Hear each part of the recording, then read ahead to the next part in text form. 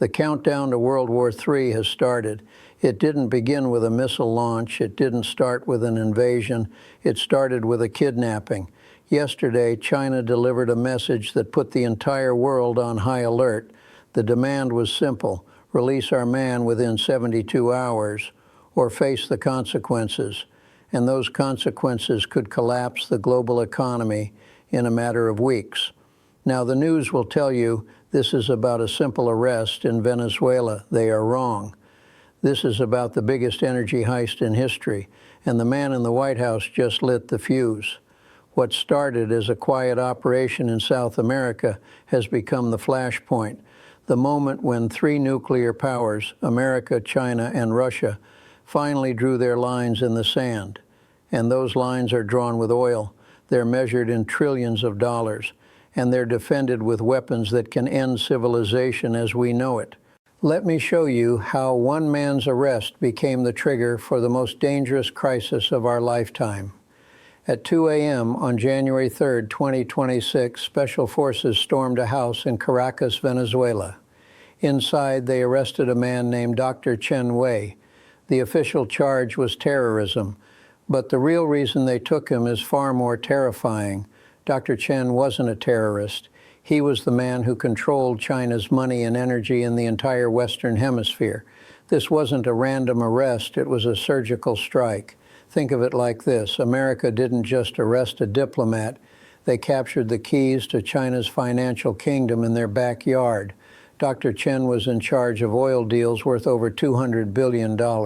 He controlled the mines that produce the rare minerals needed for our smartphones, electric cars, and military jets.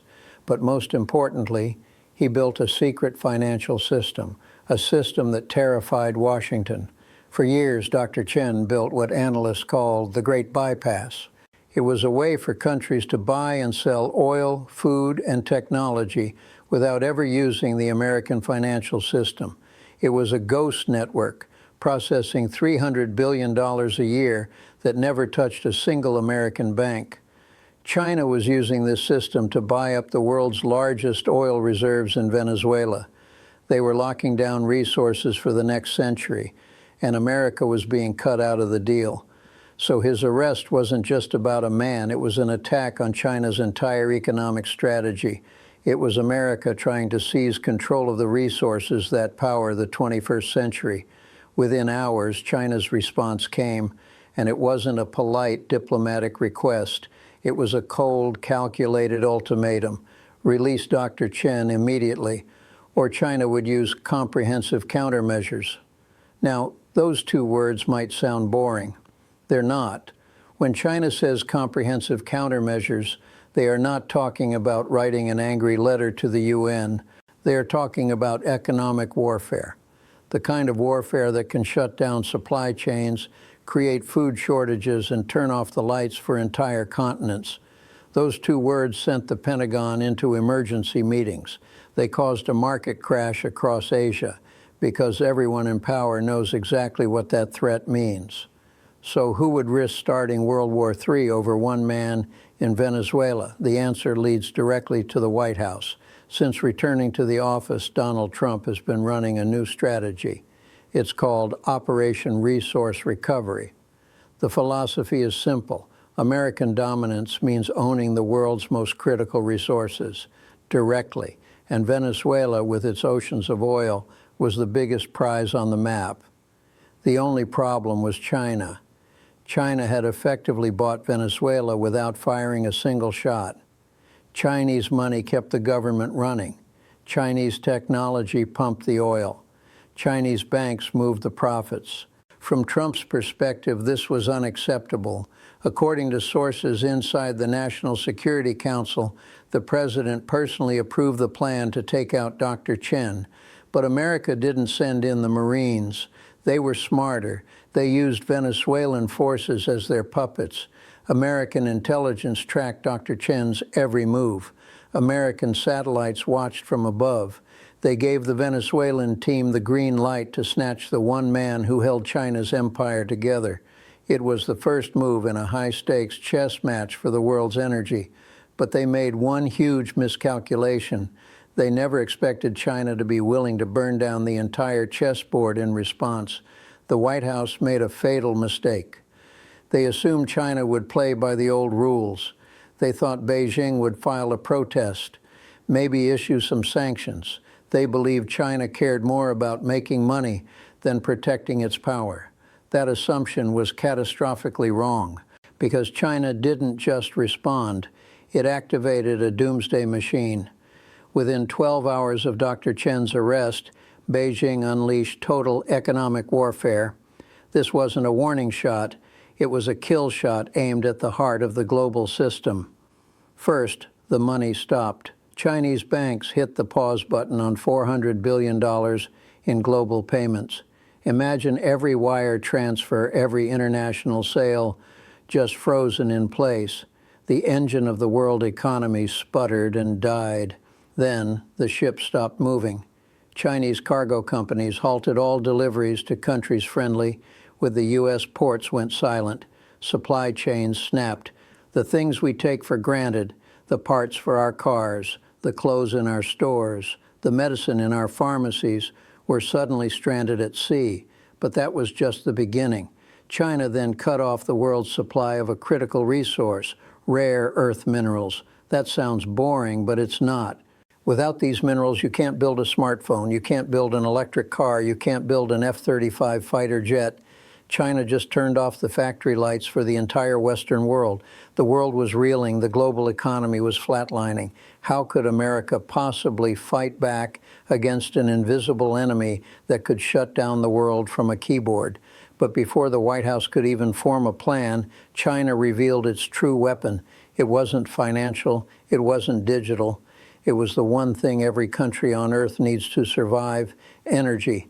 China's most devastating move was aimed at the world's power grid. Remember Dr. Chen's network? It wasn't just about money, it was about control. China didn't just have deals for Venezuelan oil.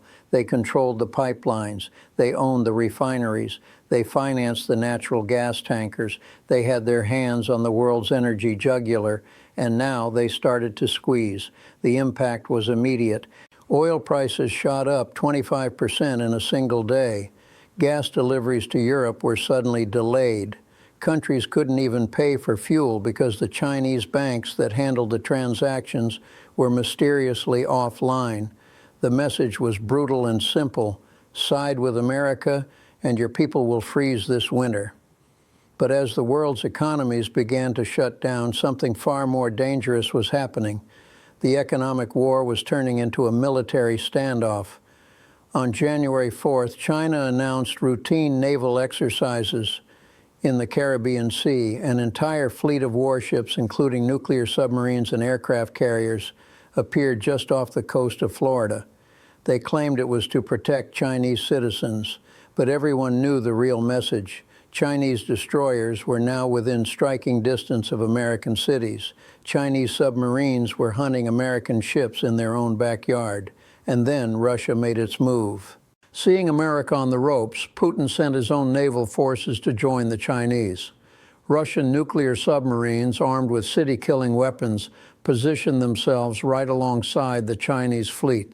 For the first time since the Cuban Missile Crisis, hostile nuclear weapons were just minutes away from American soil.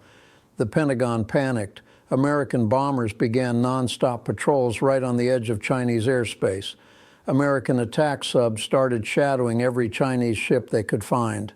Both sides were now on a hair trigger. The rules of engagement were simple. If you feel threatened, shoot first. One nervous captain, one radar glitch, one miscommunication, and the world would end in a flash of nuclear fire. How could the White House get this so wrong? The answer is simple. They thought this was a game of poker. They thought China would fold. Leaked documents from inside the National Security Council show that President Trump personally dismissed the warnings from his own intelligence agencies. When they told him China would retaliate, he reportedly said, "China needs us more than we need them. They'll back down." When they showed him maps of China's military power, he cut them off. "This is about leverage," he said, "and we have more leverage." That single belief proved to be the most disastrous miscalculation in American history, because this wasn't a game of poker. China wasn't bluffing. They had been preparing for this exact moment for nearly a decade. While America was busy with other things, China was building a doomsday plan. They called it Operation Economic Independence. It was a blueprint for how to survive and win a total economic war with the West. First, they started hoarding. For years, China secretly stockpiled mountains of food, fuel, and critical metals, enough to keep their country running for 18 months, even if every ship stopped arriving. They built a national fallout shelter, but for the economy. Second, they built new supply chains. They quietly funded factories in Africa, Asia, and South America. They created a shadow global economy that didn't depend on American parts or American customers. And most importantly, they built their own weapons, not just the ones that fly. They poured trillions into hypersonic missiles that could kill an American aircraft carrier before it even knew it was being targeted. They developed cyber weapons that could blind America's satellites and paralyze its command systems. They had a plan. Every move was calculated. Every counter-move was war-gamed. The arrest of Dr. Chen wasn't a surprise. It was the trigger they had been waiting for. The Trump administration thought it was starting a fight. In reality, they had just walked into a perfectly laid trap. Now the entire world is being dragged into the chaos, and every country is being forced to make an impossible choice, because this is no longer just America versus China. The battle lines are being drawn, and you are either on one side or you are in the crossfire. Europe is paralyzed. They're like a child watching their two biggest friends fight to the death. If they side with America, China will turn off their natural gas and send its economy into a depression. If they side with China, America's military protection disappears, leaving them vulnerable to a hungry Russian bear on their border. So they do nothing. They just pray it all goes away. In Asia, it's even worse. Countries like Japan and South Korea have a simple, terrifying problem. Their bodyguard is America, but their bank account is in China. They need America's military to protect them, but they need China's economy to survive.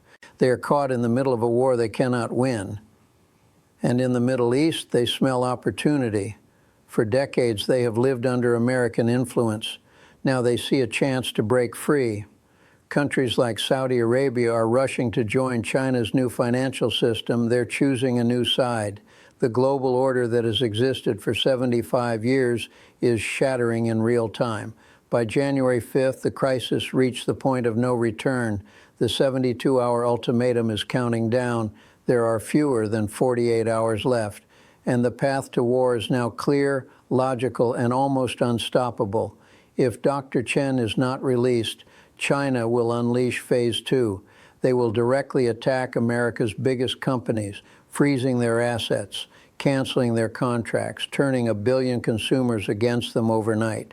If China does that, the president has already authorized a response. He will use emergency powers to freeze every dollar of Chinese money in the entire American banking system. It would be the financial equivalent of a nuclear bomb. And if America freezes their money, China has already announced that it is a direct act of war, a war that would require a military response. The runaway train is picking up speed, and nobody is at the controls anymore. This is bigger than one man in Venezuela. It's bigger than oil. It's bigger than money. This is about the end of the world as we know it. For 75 years, there has been one global superpower. America made the rules. America controlled the money. America was the world's policeman. If you wanted to do business on planet Earth, you did it America's way. But that world just ended. China spent the last 20 years building an escape hatch, a new system, a way for countries to trade, to grow, to get rich without ever needing America's permission. The kidnapping of Dr. Chen was America's last-ditch effort to slam that escape hatch shut, to prove they were still the only ones in charge. And it has backfired in the most spectacular way possible. The crisis has forced every country to answer a single terrifying question. Is America willing to burn down the entire global economy to stay in charge? Is it willing to risk a nuclear war to remain the king of the hill? The next 48 hours will give us the answer. The clock is ticking. The world is now balanced on a knife's edge. If Venezuela releases Dr. Chen, America loses. It's a public admission that they can no longer enforce their own rules in their own backyard. The message to the world is simple. America has fallen. But if they don't release him, China unleashes hell. The economic war that follows will make the Great Depression look like a minor correction, and that economic war will almost certainly become a real one. There's no easy way out. There is no path back to the way things were. This crisis has revealed a horrifying truth. The same connections that were supposed to bring the world closer together, the supply chains, the financial markets, the energy pipelines, have now been turned into weapons. We built a world where everyone depends on everyone else, and now one superpower is threatening to pull the plug, sending us all back to the dark ages. The countdown has begun.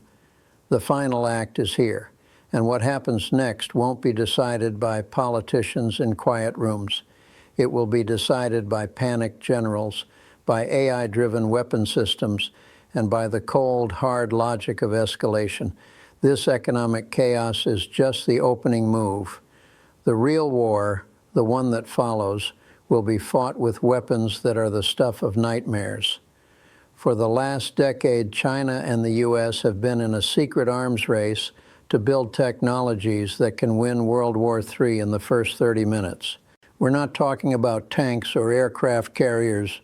We're talking about hypersonic missiles that can't be stopped, satellite-killing lasers, and fully autonomous drone swarms that can wipe out an entire army. America's military might not be able to stop what's coming. I break down the terrifying new technology that will decide this war in the next video. Click on the screen to see it now.